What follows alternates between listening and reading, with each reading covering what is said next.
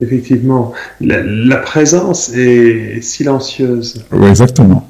Elle est entièrement silencieuse et à l'intérieur de la présence peut apparaître des mots, peut apparaître un chaos, peut apparaître quelque chose de très bruyant, mais on peut être présent à cela, à partir de ce silence que l'on est.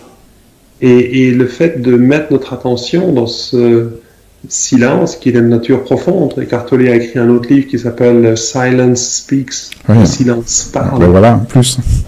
Hein? Et c'est bien de ça qu'il s'agit.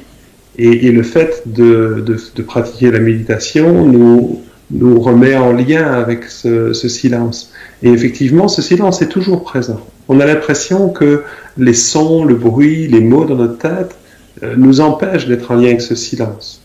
Mais en fait, c'est le fait de ne pas vouloir que ces mots ou que ces bruits soient là qui nous empêche d'être dans le silence.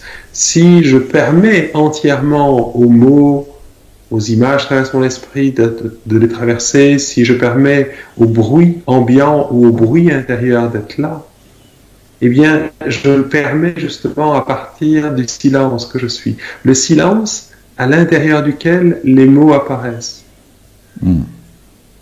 Alors, tu parles du silence entre les mots, mais en fait, le silence, il est là entre les mots et pendant les mots.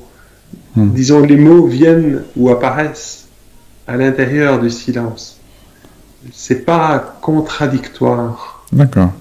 Ouais. Parce qu'il y a aussi une certaine méditation où je pouvais me concentrer aussi sur les silences entre les pensées aussi. Oui. Entre les pensées du mental. Ces pensées qui parfois perturbent quand on se pose et tout simplement ça paraît, tiens, qu'est-ce que je vais manger ce soir? Ouais, paf.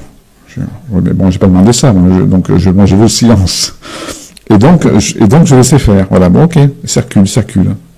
Et à chaque fois, je me concentrais sur le silence entre ces pensées perturbatrices. Ok. Ce qui est intéressant, c'est d'observer qu'est-ce qui en moi se sent perturbé par ces pensées. Parce qu'en fait, c'est permettre aux pensées d'aller dans leur libre cours fait qu'on n'ajoute plus rien. On permet aux pensées de se produire. Et le fait de n'y opposer de n'y faire aucune opposition, eh bien, fait qu'on est en même temps parfaitement silencieux et présent à des pensées, quelles qu'elles soient. Elles ne sont pas, pour moi, elles ne sont pas opposées. Les pensées font partie de l'instant présent, même si ce sont des pensées qui projettent dans le futur par rapport à des choses qui nous traversent, qui n'ont rien à voir avec ce qu'on est en train de vivre, ou que ce soit des choses qui ressassent le passé.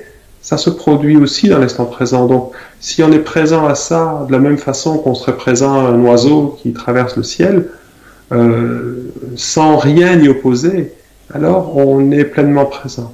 Le fait d'utiliser quelques pratiques que ce soit peut effectivement aider et en même temps peut maintenir une certaine tension, c'est-à-dire d'éviter les pensées, de se concentrer sur autre chose.